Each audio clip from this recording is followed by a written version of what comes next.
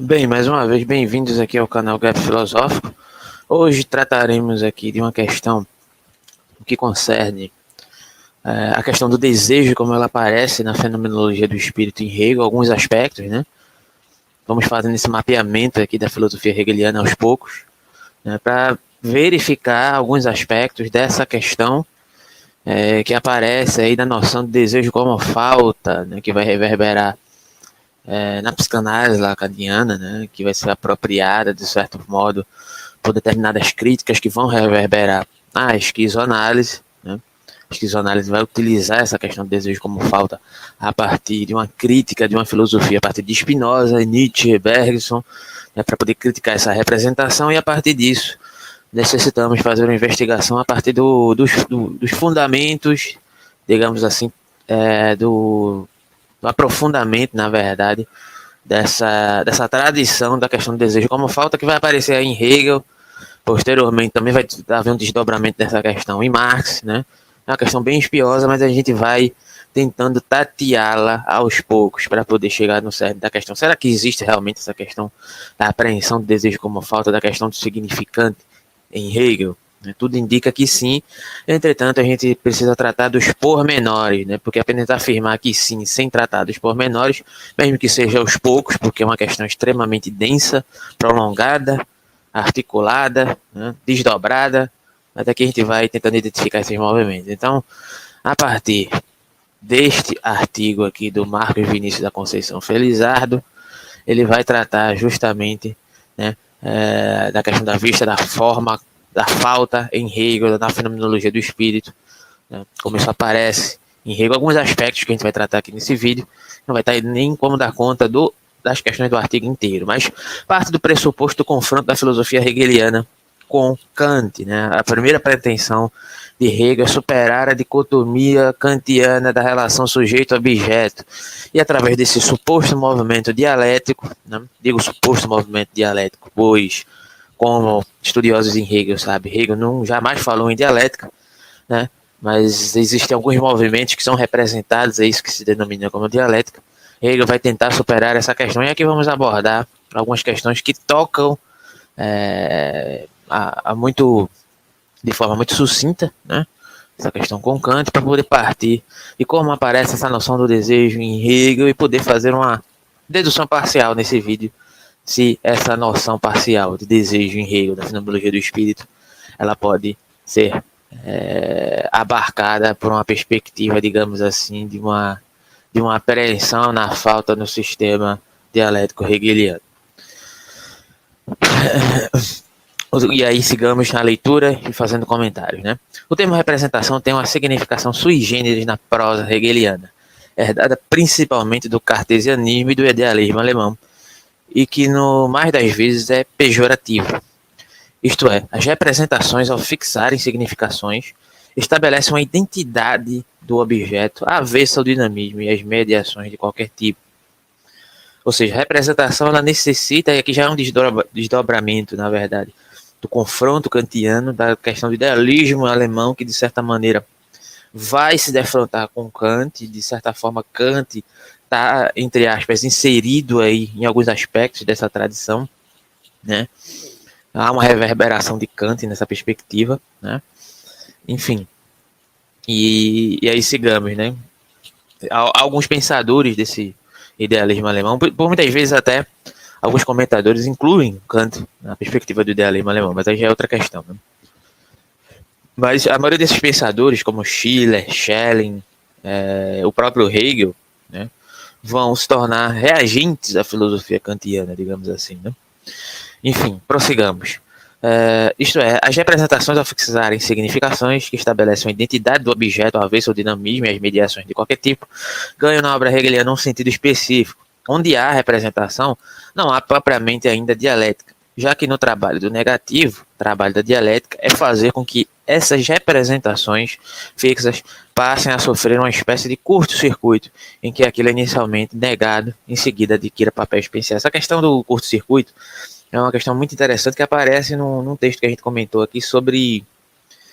aparece de outra forma, é óbvio, né? Mas como, de certa maneira, a lógica, e aí já é outro livro de Hegel, né? A lógica de Hegel, vai, de certa forma, colocar à prova a questão das noções aristotélicas, da lógica, da questão do terceiro excluído, né, e etc., da lógica tradicional, e como é que Hegel vai poder erigir um determinado sistema que não possa erigir-se a partir do verdadeiro e do falso, já que o movimento dialético ele mantém a negação de si dentro dos seus aspectos transitórios, dentro do escopo do devir, como concebido pela perspectiva hegeliana, e que insere, de certa forma, essa negatividade, que insere o nada na transição desse suposto, digamos assim, coloquemos entre aspas, reconhecimento, né, que vai aparecer nessa transitoriedade a partir do movimento dialético.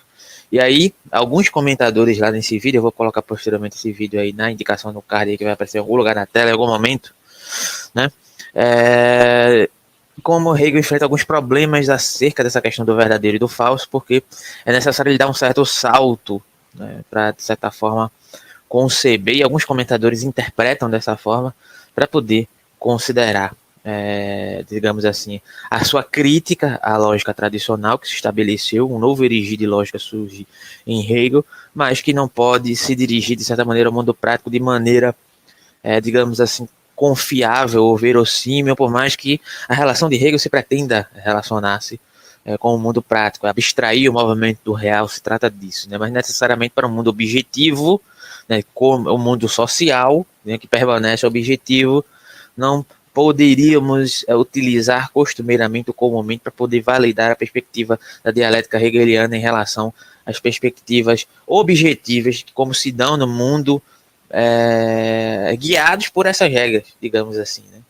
E aí, supostamente, o próprio sistema hegeliano não poderia ser validado porque ele enfrentaria um certo curto-circuito, uma certa explosão. E, de certa forma, diante dessa perspectiva, a opção que Hegel opta por, de certa maneira, não explodir o seu próprio sistema é, em certa medida, através de outros parâmetros, a sentir a noção do verdadeiro e do falso por determinadas perspectivas comuns, né, para não totalizar a questão da dialética no modo geral. Isso está lá no vídeo, aí vocês, se tiverem interesse, dá uma olhada. É sobre dialética e dialeteísmo, né, em Hegel. É um texto bem interessante. Mas aí, seguindo, né, em que aquilo que é inicialmente negado, em seguida adquire papel essencial. Esse ponto de partida e, ao mesmo tempo, objeto de crítica, dá o tom das ambiguidades presentes na relação entre Hegel e Kant. Porém, no que tange o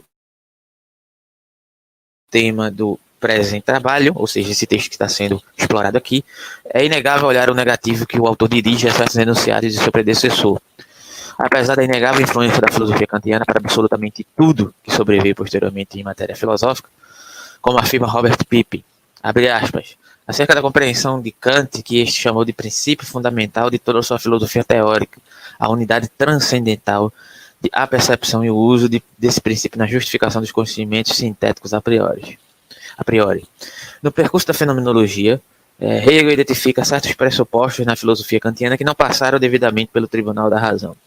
Embora Kant afirme a necessidade de nada deixar passar sem o crivo da crítica, um desses pressupostos é o de que há identidade do sujeito independentemente de sua atividade, isto é, o sujeito se conserva não importando aquilo que é identificado. E aqui é interessante, né, porque o desdobramento do próprio texto vai elaborar a perspectiva hegeliana de como ele, de certa forma, tende a uma certa implosão dessa ideia do sujeito, mas esse sujeito, de certa forma, implodir a relação, digamos assim, objetiva, a relação objetiva se circunscreve a partir de um local, em Hegel, que poderia ser entendido, digamos assim, como um local prioritário, né? E essa busca acerca do desejo na fenomenologia do espírito, nesse trecho da fenomenologia do espírito que trata dessa questão, né, é uma busca incessante que passa do ser ao nada, como é o pressuposto, digamos assim, que perpassa toda a fenomenologia do espírito, mas na construção acerca do sujeito e do desejo, não há essa prioridade,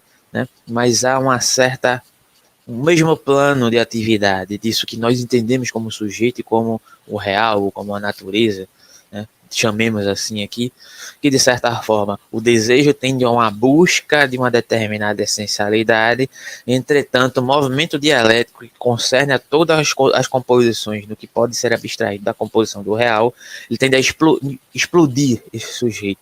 Então, essa busca do sujeito é uma busca incessante que de certa forma se abarca e desabarca ao mesmo tempo acerca de determinadas representações do significante, entretanto, sempre tem como parâmetro, de certa maneira, uma busca de algo que falta nesse sujeito por determinados parâmetros inseridos na concepção do devir. E aí aparece a questão do desejo como falta na minha interpretação, né?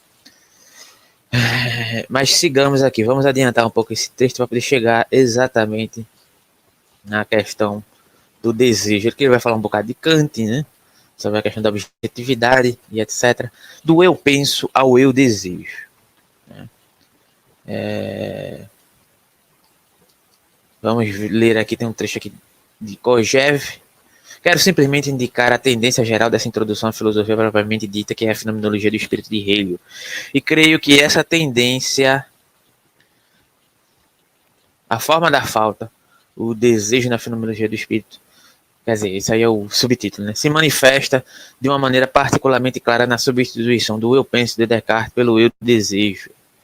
É complicado, né? Porque o próprio comentário do Kojève, que é uma das maiores autoridades sobre Hegel, aí, pelo menos até onde eu tenho conhecimento, ele utiliza o eu penso como se fosse um eu objetificado, né? Um eu, de certa maneira, prioritário, referente ao mundo. Aí existe uma substituição do eu penso pelo eu desejo. Esse eu desejo, por mais que esse eu, no intuito do hegeliano, ele não seja, digamos assim, constituído de maneira estática, mas ele, de certa forma, ele está circunscrito numa ideia de apreensão, de um buscar, a partir dessa perspectiva do desejo, de um fazimento e um refazer-se, né, o tempo inteiro, né, e de certa forma ele está sempre sendo apreendido pelo próprio movimento dialético, que apreende a questão do desejo como falta, que reproduz sobre si mesmo, né, e que se suprassume. E aí tem dois momentos da questão do movimento dialético que eu gostaria de tratar aqui, segundo o comentador, né. O desejo tem como característica fundamental uma negatividade que lhe é interna, ou seja, já assumiu a perspectiva dessa negatividade, né, dentro do âmbito do desejo. E quando falamos em negatividade, estamos lidando com uma referência ao objeto que se dá, ao mesmo tempo, na intenção de aniquilá-lo e também na intenção de suprir sua própria falta, sua própria unilateralidade. Hegel, página 198, a Fenomenologia do Espírito. Né, para quem duvidar, vai lá e confere. Na juventude, a antropologização filosófica corjeviana, Hegel metaforiza a humanidade como sendo esta noite este nada vazio que em sua simplicidade contém tudo, uma profusão de representações infinitamente múltiplas imagens das quais nenhuma lhe ocorre de pronto. Hegel, página 175, Fenomenologia do Espírito. Falta de si, para si, a partir da presença do outro. Falta a consciência de si, a verdade da certeza de si mesma. E dessa forma, o desejo se constitui como uma ação negativa de destruição da alteridade e satisfação dessa falta. É assim, essencialmente, um nada revelado, um vazio irreal. Kojève. Ele deve ser entendido como a própria consciência de si. Não à toa, Hegel diz que ela é desejo em geral. Não se trata de compreendê-lo como uma espécie de instrumento ou ação direta da consciência para suprimir aquilo que a confronta. Por isso, seria ignorar o papel fundante que o desejo desempenha para a própria consciência de si e impediria que a subjetividade fosse pensada diferentemente dos moldes kantianos.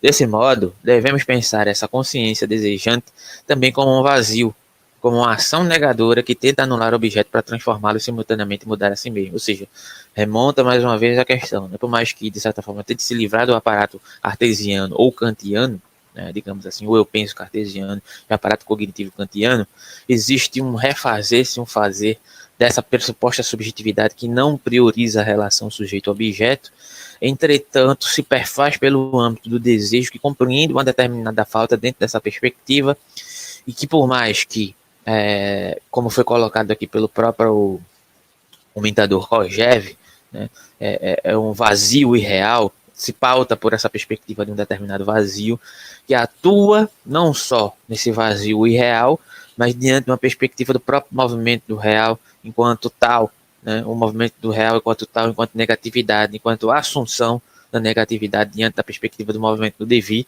né, e acerca desse perfazer, se refazer, né, dessa noção hegeliana, se pudermos falar assim, de sujeito, né, que apreende essa negatividade e que reproduz dentro da sua sistemática, por mais que Hegel compreendesse isso como a própria abstração do movimento do real, da perspectiva real, né, em termos hegelianos. Né, e posteriormente vai ser utilizada por Lacan, vai servir como parâmetro para Lacan, vai servir como discussão para Marx. E a nossa intenção aqui